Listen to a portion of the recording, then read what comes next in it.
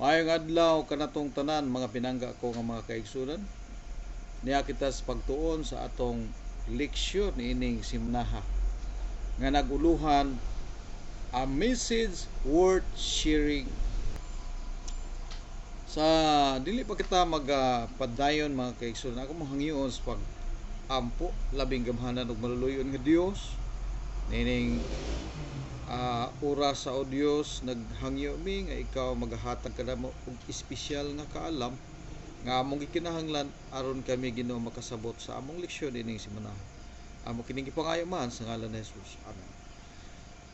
Pagkanindot sa atong leksyon makisunan, leksyon numero 12, September 12 to 19, no? A message worth sharing. A message worth sharing. Muna ang atong leksyon ining simanaha mga kaigsunan. Sa Revelation 14 verse 6, isgutan diha mga kaigsunan ang buluhaton sa mga katauhan sa Dios sa tibuok kalibutan. Atay buluhaton mga kaigsunan. Ang gisulti sa atong leksyon, nagayon siya, we are called to preach this message because of the second coming. Because the second coming is near. This is our present truth. Ang pagbalik sa Ginoo sa dili madugay mahitabo na mo ni ang presente nga kamatuoran. Let's study the apocalyptic prophecy known as the message of the three angels, mga pinangga ko nga makaigsunan. Now, ang ato nga leksyon pasantop ni na gitawag na tog present truth, ang presente nga kamatuoran, the context of the message. Ang konteksto, ang first angel mga kaigsunan, ang iyahang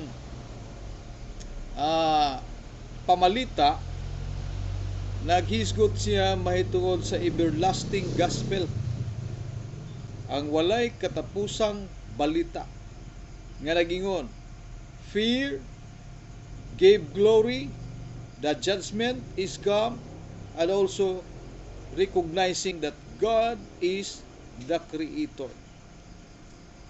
Ang second angel, sumala pa sa Revelation 14, 6-12, nagdala po siya sa pamalita nga gitawag og the last call, ang katapusan nga pagtawag mga kaigsunan. Ang third angel, ikatulo nga manunda, nagdala sa pamalita nga nag-ila sa tinuod nga pagsimba, true worship. So karon mga kaigsunan atong lantawon sa 2 Pedro 1:12, naga-establish sa mga kaigsunan sa gitawag nato og present truth. God knows the future and is in control of history. He can send special messages for specific moments in human history. It is found in Isaiah 49 verse 10, Amos 3:7. This is known as the present truth, presente nga kamatuoran. Onya, what was the present truth of the following people for the following people? Unsa man ning presente nga kamatuoran alang sa mga sumusunod nga mga tao sa panahon ni Noah. Sa panahon ni Noah mga kaigsunan, ang present truth adto mao ang flood. Si Noah nagwali siya nga adunay coming judgment, adunay coming judgment nga pinaagi sa lunop. Maglunop ang tibuok kalibutan mga kaigsunan. Mao na gibalita niya. So, repentance. Pag hinulsol ka mo, kay nga naman adunay dako nga umalabot nga lunop. Sa panahon ni Propeta Jeremia mga kaigsunan, unsa man po'y mensahe ni Propeta Jeremia, kadtong mensahe nga kinahanglan nga mo surrender nga tos Babylon para maka-survive sila. Gikinahanglan nga mo surrender sila sa Babylon. Ang Israelites mga kaigsunan, ang mga katawhan sa Ginoo, tungod sa ilang makasasala na ulipon sila mga kaigsunan didto sa Babylonia. Nga gisulong sila. Dayon aron nga mabuhi pa sila, inahanglan nga mo surrender sila o magpabihag sila. Kang sa panahon ni John the Baptist, unsa may present truth. Sa panahon niya makaigsunan, he prepared the way for the Messiah. Si John the Baptist di ay mga kaigsunan o mga higala, siya mo'y hinungdan, siya mo'y nahimong taytayan nga nagaandam sa dalan sa Ginoo. Sa panahon ni Apostol Peter, unsa man po'y mensahe, unsa may presente nga mensahe o kamatuoran, ang kinabuhi, ang kamatayon o ang pagkabanhaw ni Kristo. Mao na ginawali nila mga kaigsunan sa ilang panahon, giwali na nila. Ilang gi pamatuod ang kinabuhi, ang kamatayon, ang pagkabanhaw ni Kristo. Sa pinadayag gisulti sab diha ang Lamb nga mao si Jesus, no? Nakita ni siya sa church history the moment prior to the coming are revealed, and were encouraged to look forward to the event. I am coming quickly. Revelation 22 verse 7. O Revelation 19 verse Revelation 12 22 19 to 22. Unsay gipahayag mahitungod sa atong maabot nga kinabuhi. Pagkanindot day kay mga kaigsunan, I am coming quickly. Muna saad sa Ginoo dahil gisulti po niya nga siya ang kordero sa Dios. He was the Lamb of God that taketh away sin of the world.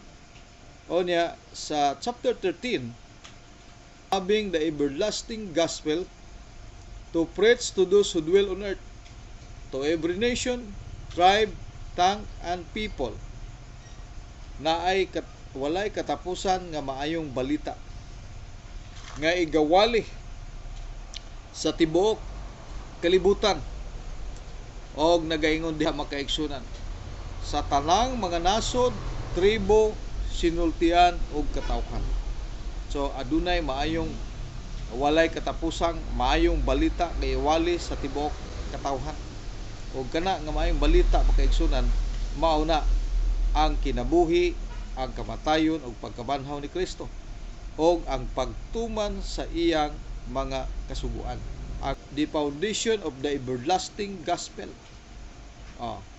The gospel is the good news of God's grace, His sacrifice, His creative and redeeming power, His forgiveness, His power to make us victors, His infinite love. Mao ni mga kaigsunan ang good news, ang maayong balita.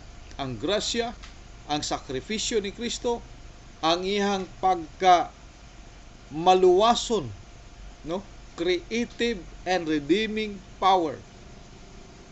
His forgiveness. Mao ni siya specific nga present truth mga kaigsunan sa atong panahon karon. Di kinahanglan nato nga masabtan ug unsay presenting nga kamatuoran. Kay gipadayag man sa panahon ni Noe, mao atong paglunok, panahon ni Jeremia, ang katong paghatag nila warning nga kinahanglan mo surrender ang mga matay tanan. Sa panahon ni Peter, na mabasa na to diha mga kaigsunan, unsay gipadako nila sa ilang presenting nga. Pero wa nila biyae kung unsa pod ang mga nakalabayng mga mensahe. Everyone must hear about the good news and have the chance to accept Jesus as their personal Savior. Mao na mga kaigsunan. Fear God, fear, glory, judgment. Saying with a loud voice in Revelation 14 verse 7. Saying with a loud voice, fear God and give glory to Him, for the hour of His judgment has come, and worship Him who made heaven and earth, the sea and the springs of water. So ang manulunda ba kaigsunan, nagpakanaog siya og pamalita nga ang iyahang gidala nga mensahe magsunan. Saying with a loud voice, fear God and give glory to Him, for the hour of His judgment has come, and worship Him who made the heaven and earth, the sea and spring of waters. Ingana makaigsunan. fear or revere God in all we do, give Him glory by putting Him first place in all we think and do. So muna siya makaigsunan ang pamalita. Fear, pagkahadlok sa Ginoo, tahura ang Ginoo sa tanang mga butang. Give Him the glory. Tagay siya ang himaya. Pinagis pagbutang nga siya gyud ang una sa atong gihunahuna og sa tanan nato nga mga panghuna-huna, mga kaigsunan og tanan natong buhaton ang Ginoo miuna. No? Ato siyang kahadlukan, ato siyang respetaran, ato siyang tahuron. Mao na ang mensahe makaigsunan sa unang manlunda, sa first angels messages. Commandments. Kitang tanan makaigsunan hukman. Hukman ta. We will be judged, so we should obey His commandments. Ecclesiastes 12:13. Kaya ang Ginoo magadala sa mga tao sa paghukom. Kung unsa atong gibuhat sa dayag o sikreto, ang Ginoo magdala sa tanan nato nga gibuhat. Una nga, fear God and keep His commandments, for this is the whole duty of man.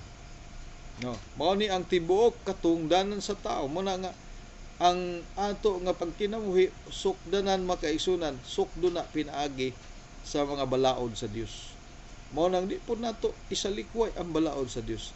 Ato pud siya nga tagaag pagtagad. Kay diha day ipasukan sa Ginoo ang iyang paghukom sa atong mga binuhatan nining kalibutan na. Mao na nga kita magabantay kanunay sa atong pagkinabuhi, mga kaigsunan. Then unsa pa?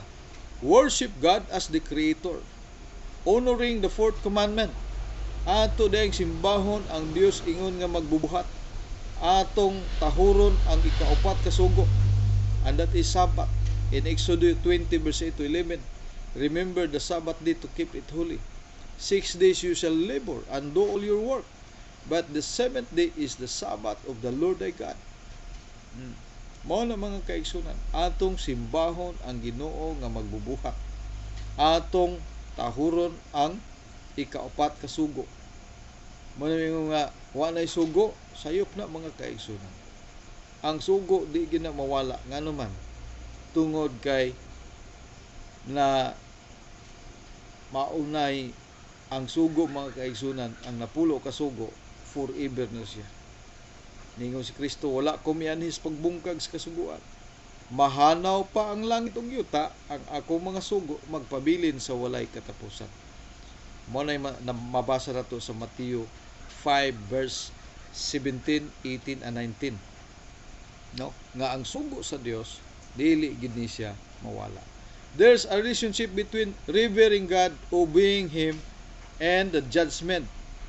Naa ni siya relasyon dai mga kaigsunan, kining gitawag nato og pagtahod sa Dios, pagsunod sa Dios o pagtuman sa mga sugo sa Dios o sa paghukom. Naluwas ta sa grasya, no? Sumala sa Efesios 2:8. Naluwas ta diha sa grasya pinaagi sa pagtuo diha kang Kristo. So ko ang resulta sa atong pagkaluwas mao na ang gitawag obedience. So kay naluwas na ta, mo na nga magsunod na gid ta, mga kaigsoon, kay giluwas naman ta.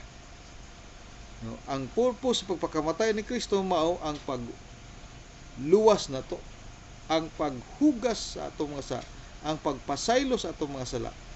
Now kay gihugasan naman ta, gipasaylo naman ta, so ang ato mga kaigsunan mo nang ubi na ta, mosunod ta, kay aron nga dili ta mahalikay ta sa pagpakasala.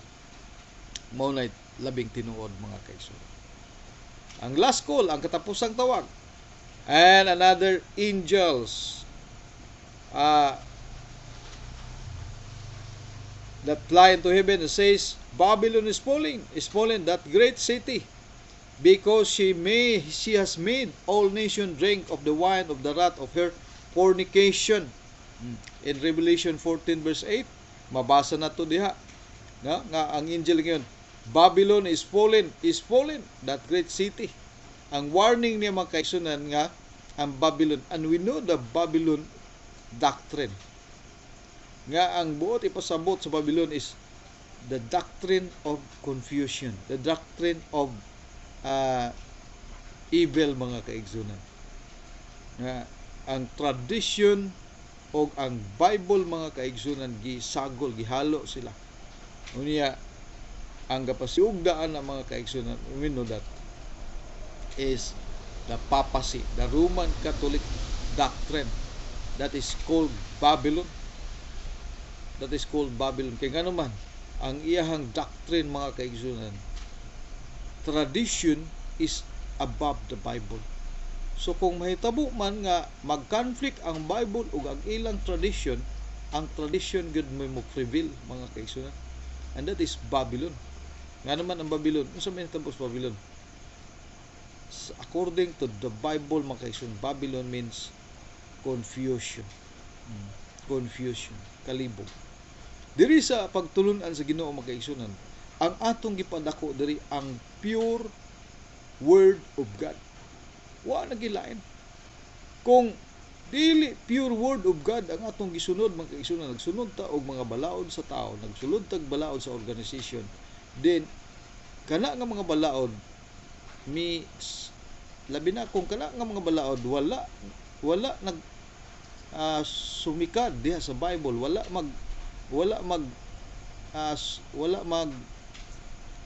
dili founded diha sa Bible. So kana nga mga balaod mga kaigsunan, that is confusion. Alang sa mga Kristohanon, alang sa mga magtutuo sa Ginoo, then wala na lain nga dawato nato nga pagtuo outside sa Bible. Gawas lang sa gitudlo sa Bible. Kung wala sa Bible mga kaigsunan, that is Babylon. Unya ang Protestant mga kaigsunan, that is ngano pod nga gitawag siya og Protestant apostate mga kaigsunan, tungod kay ang iyang mga pagpanudlo ni gawas pod sa Biblia. Wala na pod magsunod sa Biblia. Muna nga diri sa atong leksyon mga kaigsunan, pagkanindot kay sa atong leksyon gyud nga ang Babylon mao na siya mga kaigsunan ang doctrine of confusion, kalibog mga kaigsunan. Kay dito sa Babylon, di ba, ang king dito sa physical Babylon, ang giisgutan sa Bible kung atong tanawon, mao man to si Nebuchadnezzar, no? He was a king nga nagrepresent sa ulo nga bulawan, di ba? Unsa yang gihimo later on, nagtukod siya og dako kaayong larawan mga kaigsunan, no? Sa pagpaila nga wala siya mag-ila sa Dios. Iyang gibutang ang iyang kaugalingon mga kaigsunan didto. Gi-figure out niya didto sa iyang larawan nga iyang gipatindog. Og ang nahitabo mga kaigsunan, siya mo'y gisimba sa mga tao. And that is confusion mga kaigsunan, pagkalibog. Kay nga naman inay nga ang Dios nga mao'y naghatag og gingharian, naghatag og gahom, naghatag og kaalam, nagbuhat sa tanang butang, mao'y simbahon. Ang tao naman hinuon mga kaigsunan, mao'y gusto ka siya simbahon tungod sa iyang nakabot nga mga kalampusan ug gahom. In the book of Revelation, Babylon stands for false religion based on human works, human-made tradition, and false doctrines. Wala siya makikita. Babylon stands for false religion. Dili maong reliyon. Nagbase lang sa human works, human-made tradition, and false doctrine. This religion combines the truth that Jesus taught with other doctrines and taught made by human or by Satan. Everything is mixed in Babylon. Mao na siya makaigsunan ang nahitabo. For this reason, God calls to those who love Jesus and have accepted Him as their Savior to flee from this confusion. Kini nga religion magkisunan combine the truth that Jesus taught with other doctrines and taught made by human or by Satan. Gimix niya magkaisan. Gimix niya ang pagtulunan magkaisan. So naay mga pagtulunan sa pagano, tulunan sa mga hinimo lamag mga tao, mga doktrina nga sayop, mga hinimo-himo mga kaigsunan sa imagination sa tao, mao na siya ay gitawag og Babylon.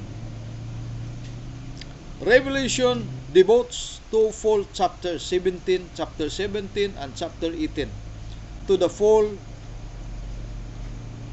of Babylon. So the so-called the call come out of here my people is very important. Nganong mugawas man ta mga kaigsunan, nganong gisugo man tas pagpagawas tungod kay adunay coming judgment, adunay umaabot nga paghukom. Hukman sa Ginoo ang kalibutan mga kaigsunan, mao nay labing tinuod. Ngano man tungod kay ang gisunod sa tao dili naman ang iyang mga pagtulunan kundi ang pagtulunan naman nga hinimo lamag mga tao. Mao na ang Ginoo wa gyud mahimuot mga kaigsunan.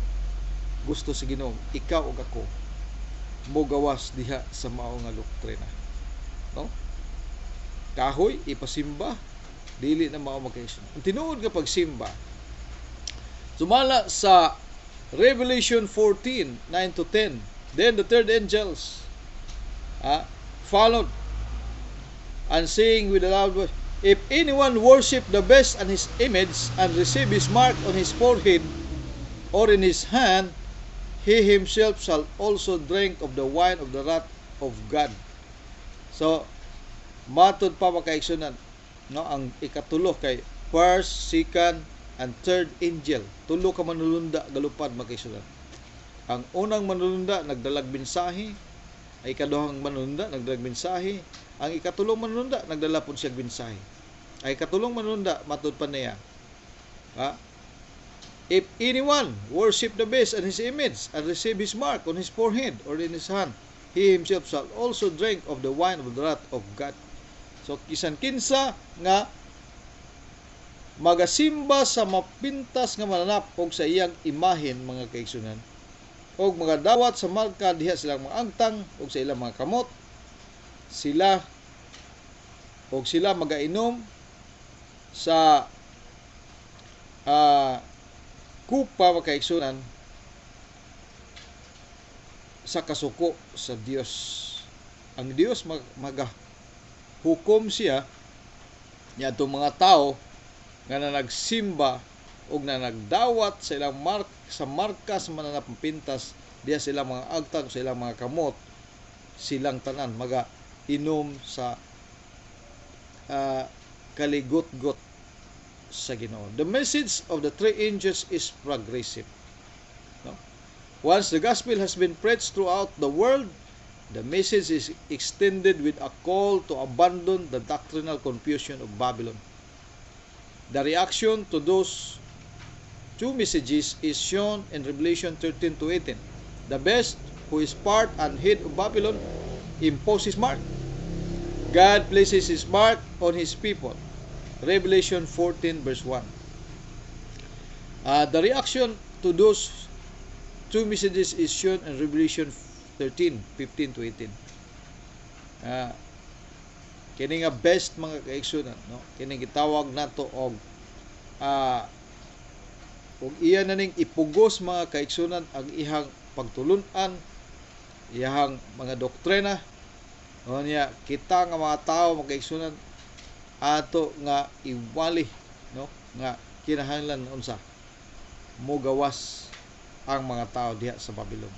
O niya ato makaigsunan ipasabot nga ang mga katawhan nga wala pa makaigsunan makahimo sa ilang desisyon sa pag sunod sa mga pagtulon sa Dios, ato silang pahiwaluon makaigsunan. The reaction to those two messages is shown in Revelation 13, 15 to 18.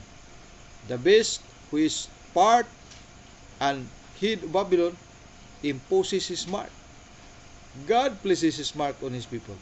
Kay ang marka makaigsunan importante man eh. No? Ang marka sa mga katawhan sa Dios mabasa po nimo sa Revelation 14 verse 1. Unsa man na siya? Mao na ang iyahang sabat mga kaigsunan. The true worship. Ang tinuod nga pagsimba, magsimba makaigsunan. Diha saman sa espiritu kamaturan, ang tinuod nga pagsimba, magsimba sa tinuod nga adlaw nga mao ang adlaw nga igpapahulay. Mao ang Sabado mga kaigsunan. No? Nya kining markas man na papintas mga kaigsunan. Na iyang ipugos, iimpos niya ang iyang marka mga kaigsunan. Mao po ni ang gitawag nato opposite of the Sabbath, ang Sunday mga kaigsunan. Manang gitawag nga naay coming nga Sandilo. Maabot nga Sandilo. Og mo na atong gi pangandaman mga kaigsunan. Tungod kay musugot ag sa dili, pugson ang mga tao sa tibuok kalibutan sa pagdawat niini aron nga ang katumanan sa Biblia mga kaigsunan nga giingon diha nga adunay pagmarka diha sa agtang, no? So kung sa agtang mga kaigsunan sa ato pa ilag yung itudlo og maayo, ipugos gyud nilag maayo nga mao ni siya Domingo gyud. Bisag di mabasa sa Biblia, bisag di mapamatud-an sa Biblia, ipugos nila makaigsunan. Then diha pod sa kamot, nganong sa kamot man, tungod kay ang kamot makaigsunan mao man ni siya mo trabaho. So sa mga empleyado, sa mga estudyante mga kaigsunan, ilang ipugos pod nga kinahanglan mo trabaho og Sabado mo pahulay Domingo.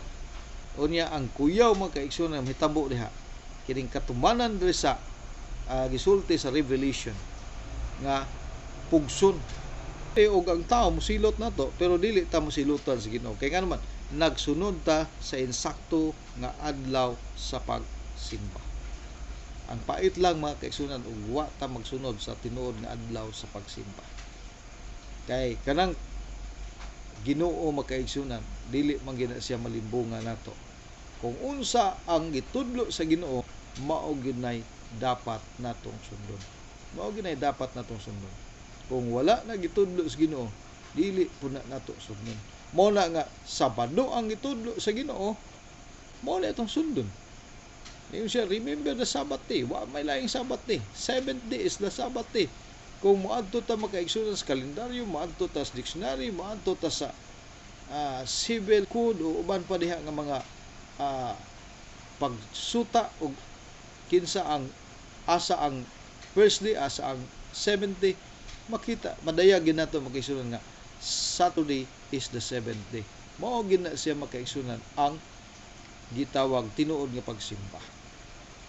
Now we must make our own decision, our daily choices. Wa man gi makabuot nato makaigsunan. Kita man gi nagdala sa atong kinabuhi. Kita ay nagdala sa atong kinabuhi. So kung mosunod ta, mo-follow ta sa Ginoo, bisag unsa pa mahitabo, wa gi makabuot nato makaigsunan kay ato amala nga decision, secret decision, balaan nga decision. O basic right na nato makaigsunan, tungod na nato na. Pero i-base na nato makaigsunan. I-base gyud nato kanunay sa kung unsa ang atong gituhan nga angay sundon. Para nako ang Bible, kung unsay gisulti sa Bible, mao gyud tinuod mga kaigsunan. Dili kita mosunod kung wala diha masulat sa Bible kay we know the Bible is the word of God. Pulong gina sa Ginoo makaigsunan. Bisan pag balit araw na to na, tuwad-tuwaro na to na ang Biblia, pulong gina sa Ginoo. Wa ginay pagkausap.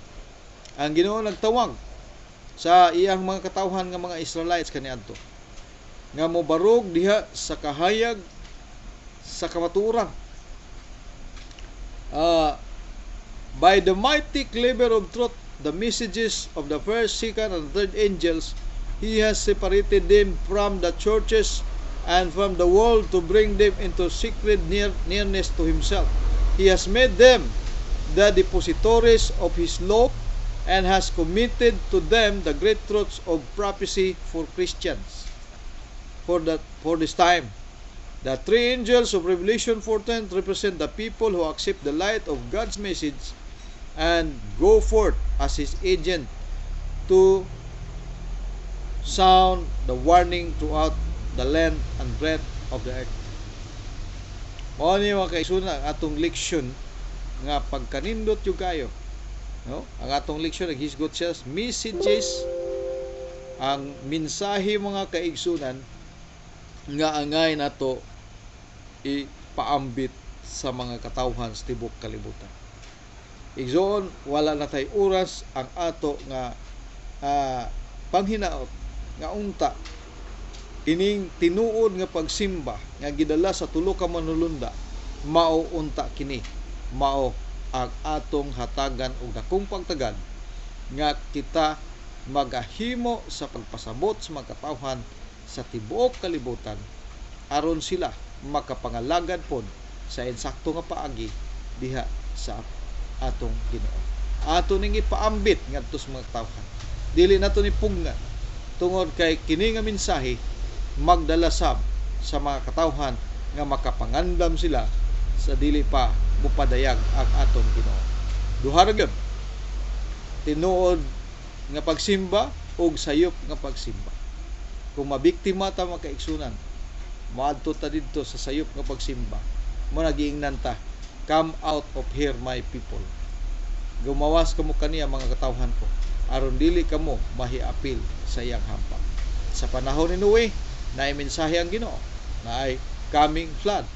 Sa panahon ni Jeremias, ang mga katawhan gipa himangnuan nga sila aron di sa mga matay mo-surrender sila. Sa panahon ni Jesus as Peter, ang mensahe ipadako ang kinabuhi, ang kamatayon ug ang pagkabanhaw ni Kristo. Dahil sa atong panahon karon gipadako ang tulo ka mensahe sa tulo ka manulunda. Og ang mahinungdanon ini nga nahibalo ta nga kanang Babylon mga kaigsunan magun-ob na siya. Ang confusion bungkagon sa Ginoo. Gusto si Ginoo ang tinuod yun nga kamaturan maoy mo patigbabaw ngadto sa tanang katawhan. Hinaot nga ang Ginoo magpanalangin kanatong tanan ug mao ni akong buhi nga pag-ampo alang sa matag usa kanato. Salamat sa inyong pagpaminaw. Dalaygon ang Ginoo.